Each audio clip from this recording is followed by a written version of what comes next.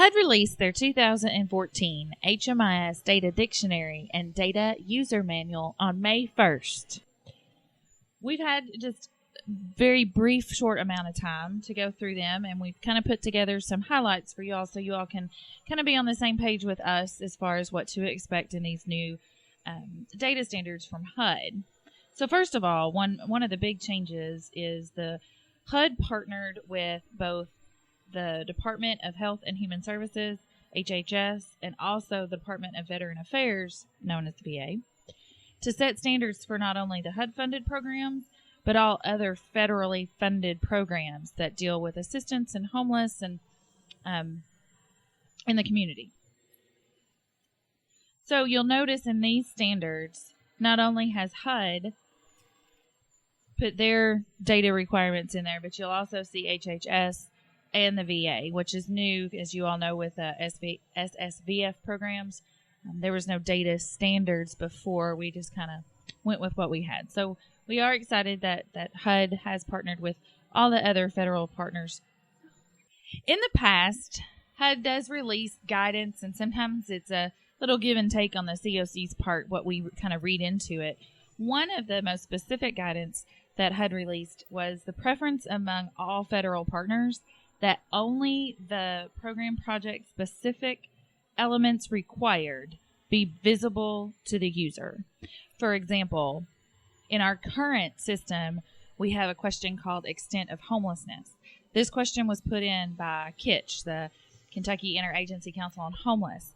HUD is asking that only the data elements that they request, or the VA requests, or HHS requests, be visible to you all.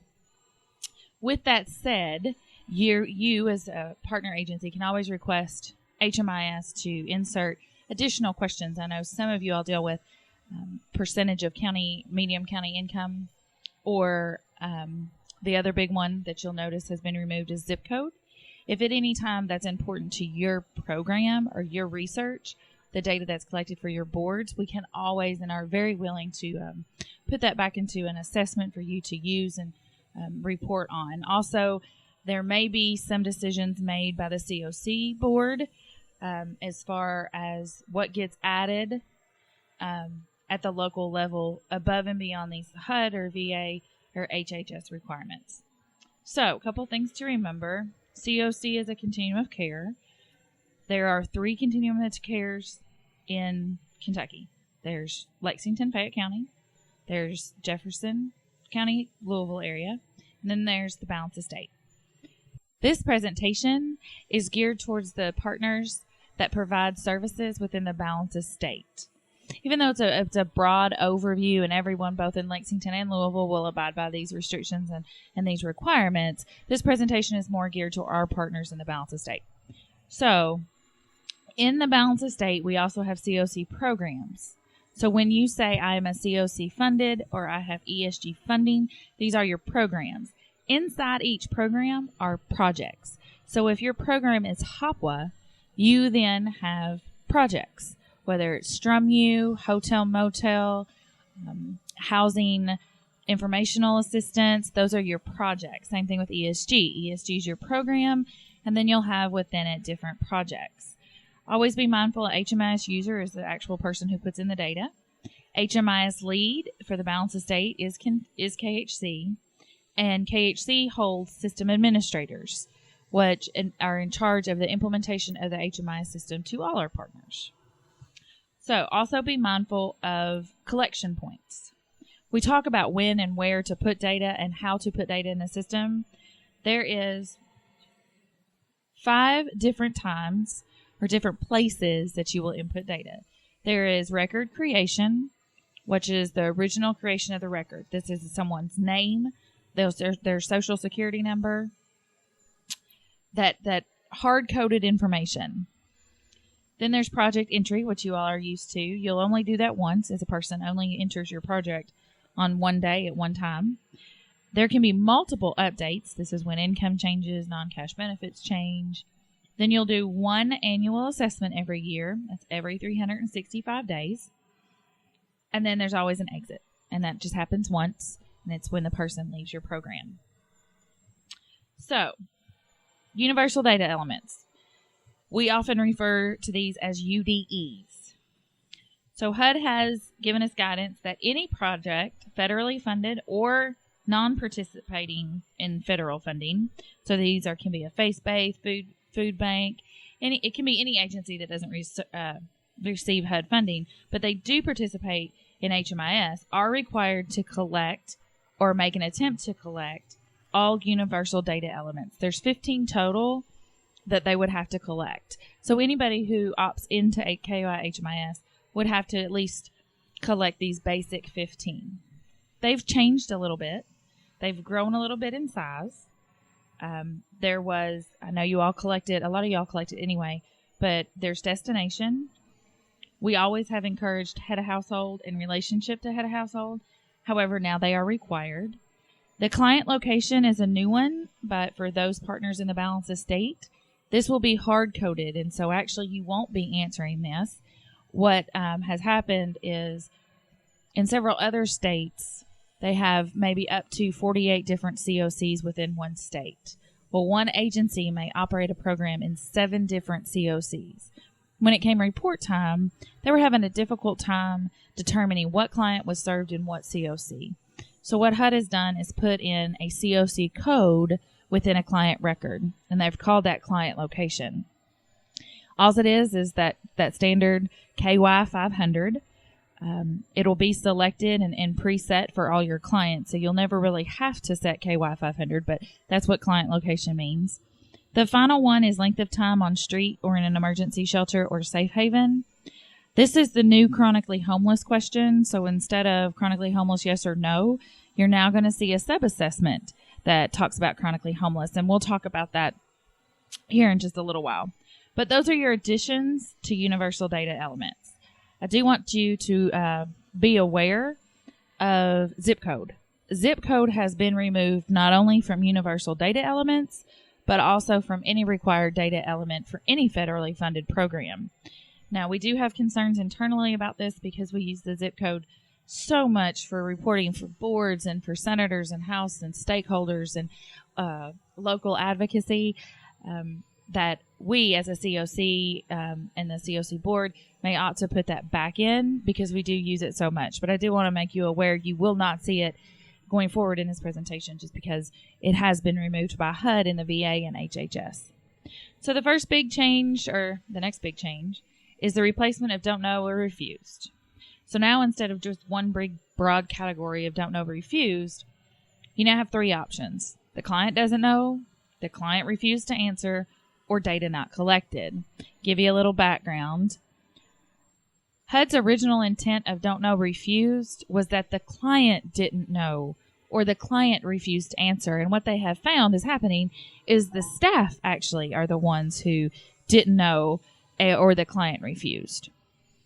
So HUD really wants to know what's defining the difference between staff never got a chance to ask, so the staff doesn't know, or did the client really not know and the client refused?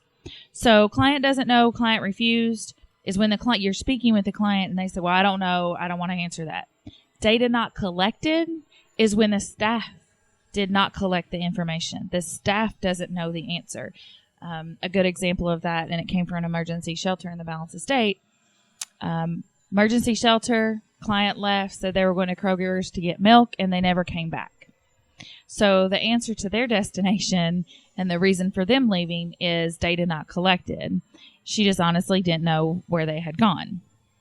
So that's kind of the difference in that. And of course, we'll train on that more and more about how that will look in your reports. A couple other changes is housing status has now been changed to match hearth, meaning there's now listed a category 1, 2, 3, 4. There's also a different category for at-risk homeless prevention, stably housed.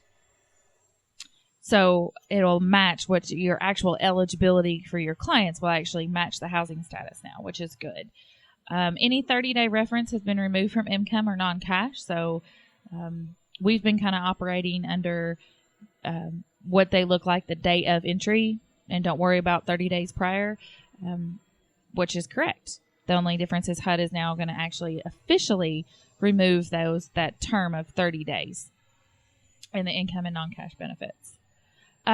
Just FYI, and I think we also kind of saw this coming, non-cash.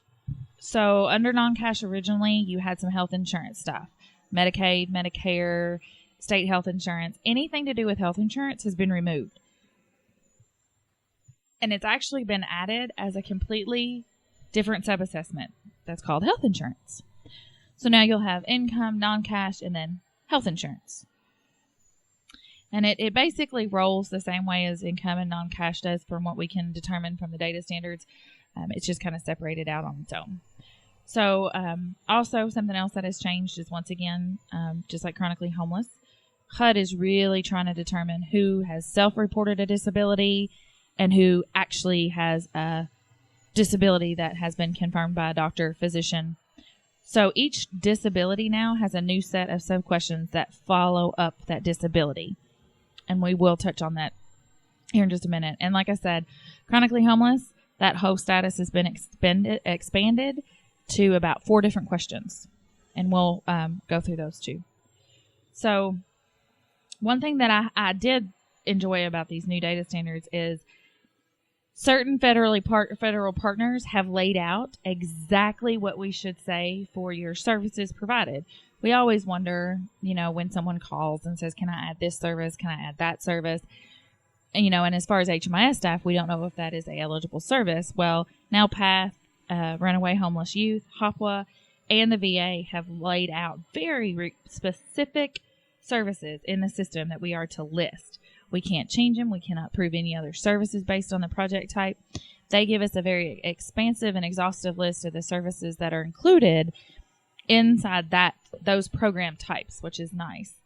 Along with that, there's financial assistance that's provided. Both HOPWA and SSVF have given us an exhausted list of financial assistance that's provided. I think right now, I know at least for SSVF, there's only about 4 choices in the system. This new data standard gives us a good 17, so that has all been expanded. So that'll be a nice change for SSVF programs. And finally, something new to the system is the referrals. Referrals will be required for PATH and Runaway Homeless Youth, and they have given us specific referral types that are to be used with those 2 programs. So you will see that change inside the system. So those are the big scope major changes. There are little incremental changes for each funding program and each funding project. So just to kind of go over the UDEs, here are all 15 of them. You will still collect their name. You will still collect their social security number, their race, their ethnicity, their gender. The big thing about veteran status is, as you know, it's always been a dynamic element that you answer upon entry. It's actually moved. So in a client summary or client profile, when you first create the client, you'll actually do their name, their date of birth, their social, and their veteran status. So you only have to answer it once. You don't have to repeatedly answer it. Disabling condition hasn't changed. Residence prior to entry is still a 2-part question. Entry date, exit date. The destination, although we all answered it, it's just been moved to a required universal data element. Head of households now required, and relationship to head of households now required. Like I said, client location is KY 500. It'll be coded in the system, so you all won't have to choose and kind of know if it's 501, 502. And the last one is the chronically homeless. It's a 3-part question that deals with verifying someone's chronic homeless status. So if you've had a minute to pull the data standards, you'll notice there are 2 brand new federal programs to HMIS. There's a rural housing program that actually was established in the stimulus package, and it was not funded, and it still at this point is not funded. But HUD went ahead and made some preparations just in case that program did become funded in the future. The data standards were already in the system. So you'll notice that this rural housing project is brand new to HMIS. However, it doesn't exist inside Kentucky, and it is not currently funded. The second one is the Runaway Homeless Youth. If you've ever dealt with a program called HUPWA, HUPWA is used by runaway homeless youth providers and assistance providers. and shelters to record basically the same data that we record in our adult system. So HHS has agreed that HRIMIS will be integrated into HMIS, and everybody in the state that currently uses HRIMIS to collect information will begin using HMIS. So you will see all their data standards listed in the published report by HUD. Right now, we do not have any of these programs in HMIS, and we do not have a deadline for having those programs integrated into HMIS. We'll have hopefully guidance on that in the future, but just wanted to make you aware that that is something you will see in the standards, and it will be new to HMIS and the team in KHC. So one of the very small changes that you all are probably very, very used to is what we call naming conventions. It's how we abbreviate what you do, where you're at, what's your program name. So this slide basically kind of gives you the naming conventions for all the runaway homeless youth programs. The next slide gives you all the naming conventions for VA funding. So you can go through here and look at the community contract to emergency housing. If you have any of the programs and projects on the right of the screen, even though you may not have to be at this point entering data into HMIS, you do have the option if you'd like to. The only two that are required by mandate right now is the bottom two, which it just includes the SSVF program. Now, they have to participate in HMIS in order to get funding, and grant per diem programs already are in HMIS, and they participate across the state. So if you have any programs on the right-hand side of the screen, just contact us. We can go ahead and put those in the system. We already have data standards for those. So the next slide is your current SSVF entry. You'll notice it is quite long. Like I said, we did not have standards before now, so we were kind of going with whatever our partners in the field were telling us they needed to do their exports. So this is a very large assessment, and it's undergone some pretty big changes now that the VA is actively involved in recording information in HMIS and pulling it back out. So they have added a 12-part question of veteran information. It's new. I will go ahead and tell you that because it is so new, any information that you may have put in the system prior, as of October 1st, if that client is still active, those answers aren't going to be mapped over. So your active clients on October 1st will need to go in and have some data re-entered. But it's only the active clients on October 1st that will need to have that done. Also, they've added the percent of AMI. It's there is a 50% area median income limit for that SSVF program. So that you all will be required to answer that now. Address prior to entry. Like I said previously, services provided, financial assistance required. And the last one, which only applies to the rapid rehousing project inside the SSVF program, is the residential move-in date. Okay, so now what you're looking at is the new VA SSVF assessment. You'll notice down at the bottom, I do have the residential move-in date. On entry, I just kind of wanted you to see the whole thing all together. So you'll see this chronically homeless determination sub-assessment. You'll also see the addition of the health insurance sub-assessment and the veterans information sub-assessment.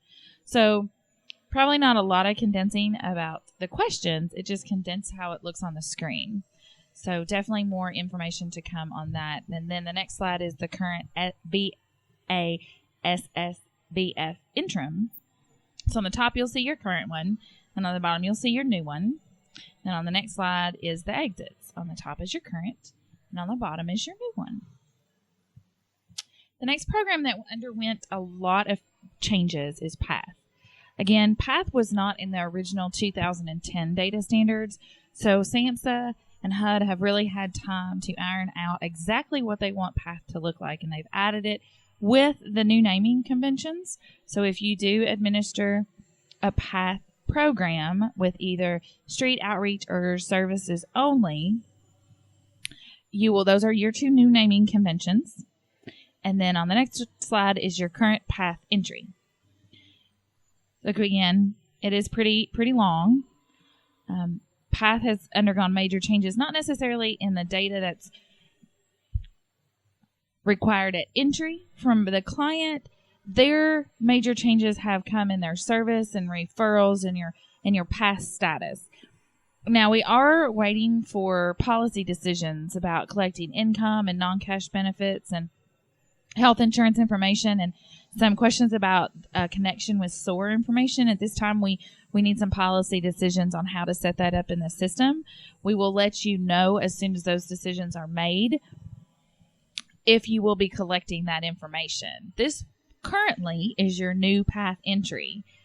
Went ahead and left the policy decisions out for now, so this is kind of what you'd be looking at without the extra collected information. This is also currently, the next slide is your current PATH interim, and your new, you'll notice how much smaller actually your interims and exits get. SAMHSA really is focused on where you're referring your clients to, the connections you're making between them and the services and housing, not necessarily hardcore facts like income or non-cash benefits. They're really worried about your contact, your connection with SOAR, and the disabilities and where you are referred. That's the structure of PATH. The big HUD-funded programs didn't have a lot of changes, and the reason why is because HUD did get to set the standards in 2010. So unlike the VA and HHS and PATH that have now come on board and have put all their standards into mixed in with HUD, and they've signed MOUs and they're partners in HMIS, HUD didn't undergo a lot of changes. They have removed anything that was deemed optional or nice to have, just because we may use it in the future. So what you will see is the basics. HUD says this is all we know for a fact. This is all we need in HMIS to get the reports that we now want. So in the new data dictionary and in the new user manuals, there's no optionals. They've removed them all. So this slide, it will be your naming conventions. You will notice that they are almost identical to the ones we already have.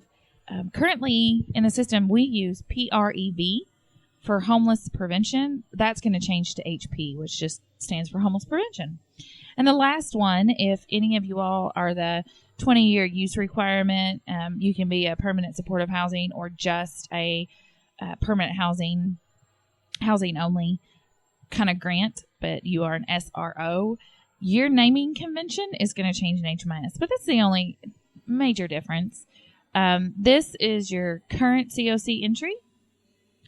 So you've undergone 2 new changes. One is going to definitely be required, and that's the housing assessment at exit. And that's only going to be for HUD COC housing or homeless prevention programs. So if you do not have a COC program with homeless prevention as a project, you will not see any of that on your exit screens. And the second one, housing assessment disposition, even though I have it as new, currently we need to make a decision as a COC and a governance, and the subcommittee of the coordinated assessment needs to make a decision on whether or not we will use this assessment in our coordinated assessment. So those talks are going on. This is your new COC entry. Again, it is slightly condensed. You will notice the chronically homeless, the income, the non-cash benefits, and the health insurance. Again, there's a lot of things, or just a couple things just out of the top of my head that I can see are missing, like they have been, and that's the percentage of median income and also those zip code questions. You will also notice that domestic violence and the extent of domestic violence is on the COC, but as we get further, you'll see that it's not included. It was not included on SSVF, was not included on PATH, was not included on RHYs, so it is on COCs. So I just want to make you aware that domestic violence may or may not be collected based on your program and project type. So that's your new entry. Next is your current COC interim, and below that is your new one. Again, this is your current COC exit and your new COC exit. Now, I do have housing assessment at exit. We currently don't have the homeless prevention COC, homeless prevention program project type funded for the balance of state, but we may in the future. So I just kind of wanted to give you all a heads up on that. May or may not be on your exit screen. ESG. So a couple changes to your naming conventions. One, everyone in the balance of state uses an emergency shelter entry-exit workflow. So your naming convention would be the first one on the list. Emergency shelter entry-exit workflow. There are some emergency shelters in the Louisville Continuum of Care that use what is called night by night. They will have a naming convention of ES and BN. The other change is we have always had THs under the Emergency Solutions Grant. They have now changed those to be transitional shelters or TS programs. So if your transitional housing project was grandfathered into the current Emergency Solutions Grant and you have always had a TH, you will now see a TS. And again, the homeless prevention is now HP. I think that's the only changes to your naming conventions. You will see your current ESG entry. Some projects in the ESG have undergone major changes. For example, and this does not affect the balance of state because the balance of state does not have emergency shelters that are MBN or and nor do we have street outreach. So the contact and data of engagement for balance of state ESG programs has not changed. Now, if you do have one in your continuum of care and you're watching this, those contacts and data of engagement have changed. For rapid rehousing, you will get a housing assessment at exit and then also residential move-in date. Those are new and those have been added to rapid rehousing only. And again, same with the COC. We are waiting for HMIS is waiting for a decision on the housing assessment disposition at exit, if we're going to use that in our coordinated assessment or not. So this is your new ESG entry. You'll notice it is smaller. If you move to the interim, one thing I want you to notice about the new ESG interim is the addition of domestic violence. You will not only collect domestic violence at entry, you will also collect domestic violence information at interims while they have been in your program. Next is your ESG exit and your old ones on top and your new ones on the bottom. You will notice that they're all sub-assessments. A lot of things in the new data standards are built upon each other. Like chronically homeless is a series of questions that builds on information, just like the disabilities. Any follow-up questions and disabilities are built upon each other. So the next one is HOPWA. Fully admits that in September we started rolling our HOPWA programs onto HMIS. We didn't have a whole lot of guidance on their standards or their services or what HMIS was to look like regarding HOPWA. HUD has fully released all of the standards, all the naming conventions, all the data required. So we have a full grasp of what HOPWA, both formula and competitive, will look like going forward. You'll notice your new naming conventions, such as the hotel motel, permanent housing placement, the STRUMU, and the transitional housing. You'll see your current HOPWA entry. As I said before, HUD laid out very specific guidelines for your services provided, your financial assistance that was provided. Those are all going to be required, and as HMIS staff, we know exactly what we're to put in the computer, and we don't have to wonder if it's eligible or not. Housing assessment at exit is new and something that is very specific to HOPWA that no other grant or program or project has to do is something called medical assistance. It's a new four-part question that you all will be required to do. I think you all will do it at all points. So you'll do it at entry, which this is your new entry. You will that's your current HOPWA interim at the top and your new HOPWA interims at the bottom. And sure enough, you'll see medical assistance is the last one in the list, so you'll do it at your interims. Your current HOPWA exit is just a series of questions. They're not tied together. But if you look at your new HOPWA exit on the next slide, it seems to be very short, but if you'll notice, those are all sub-assessments. You'll notice that medical assistance is collected at exit 2. That's a new one. So your questions may not have gotten any less in quantity, but the quality of those and how those flow together got a whole lot better with HOPWA. So that's just a very brief and very upper level view at the current changes. Now, of course, we all want to be prepared for these changes, and we wanted to get this information and kind of discuss with you all what we knew and what you all could expect. So some suggested timelines is June 1st, our vendor hopes to release all the program and project type changes that were not included in this presentation and will not affect you all.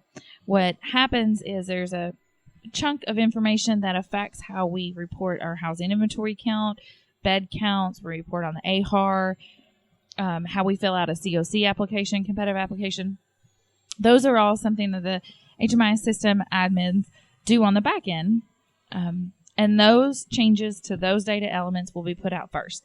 And the reason they've decided to do that is because system admins can start working on those changes while Bowman is still working on the changes that will affect you all. So we can have all of our stuff done by the time they roll out the new assessments for you all. We can focus solely on implementing your changes. So anytime between July 1st and September 30th, Bowman will slowly start to roll out a new assessment for each program and project type. We will discuss auto mapping at that time, what data elements don't have to be re-entered, what do have to be re-entered. We'll definitely get into the heart of how your workflows will change. Your intake forms will change. There'll be some intensive training on how you all can adjust to these new standards. Now, in the COC, the balance of state, we're very lucky in that we've always asked for a lot of information and a lot of useful information. So we are actually removing more than we're adding. And like I said, based on your all's feelings about that zip code and about the area median income, those two questions can possibly be added back. Those are the two questions that have brought up the most discussion here internally about how we use reports and what reports we send to stakeholders. So definitely between July 1st and September 30th, you'll be speaking with HMIS staff a lot about your new screen and new assessments. Once we kind of get all that situated and everybody's trained and on board, the actual data entry for all those new requirements starts October 1st, 2014. So as of that date, we have to be fully implemented under these new standards. So any questions that didn't auto map over, you'll go ahead and fill those out for active clients as of October 1st. I do not recommend going back and filling them out for all your clients if you know that they're going to be leaving your program. If your assessment is actually rolled over onto your live site, say September 1st, and you start doing the new assessment for all the clients then, I would not wait and go back and enter any information until October 1st, because those are the clients that are going to need to really have that information. So they're going to let us be under these new standards from October 1st to September 30th, 2015 before they ask for any changes in their reports. So the reports will probably slowly change. It's what they call a transition year, with official changes being implemented and having a deadline of October 1st, 2015. So that's giving us a transition year. All other templates, we all use different reports in the system, will be updated on the as what they deem an ad-use basis. So you'll do your HUD reports first, and then they're also going to, at the same time, going to update all your VA reports and quality reports and export reports. Those will be next, and then HHS will come on board. They're kind of going to roll out those reports, federally funded, and then break out all the template reports next, and they're going to do it on an as-use basis. So this is kind of all the information we have so far, but we did want to get it out to you and to our partners, and you'll be hearing a lot more about this, but that's kind of what we're looking at over the next 4 or 5 months to get in place and work really hard. Hopefully, we can do this and it be very smooth. Like I have said before in COC meetings, you're not going to leave work on Friday and come back on Monday and the whole system be different. Lots of communication, lots of egrams, lots of YouTube videos. So we will try to get as much information out to you all as we possibly can. That is our goal. That's why we want to do this. Even though it's upper level, it doesn't give you all a lot of information. At least it is a starting point for both you and I. So if you would like, you can get on OneCPD and download the 2014 HUD Data Dictionary or HUD Data User Manual. I would recommend the user manual. They use the data dictionary for vendors, and it's very coded and kind of complex. So user manuals are for normal people like you and I to read and understand our data standards. So feel free to get on HUD's website and OneCPD and download those. Thank you.